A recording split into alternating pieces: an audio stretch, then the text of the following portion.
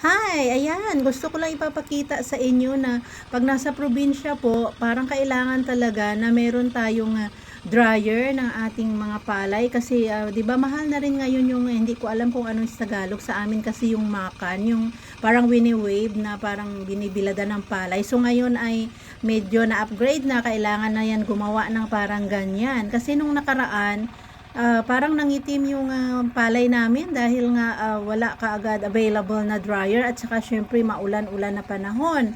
Kaya ayan, mas nakakabuti siguro 'yan na meron talagang, dryer. So yung aking, sisterit doon ay, nagpagawa ng, mabilada ng palay guys, kasi mahirap din talaga 'pag nangitim yung palay, 'di ba? Hindi mo rin talaga mabenta ng, magandang presyo. Kaya ayan, gusto ko lang ipakita sa inyo. So, maraming salamat sa inyong pagpanood. Thank you everyone and have a good day and God bless us all. Bye!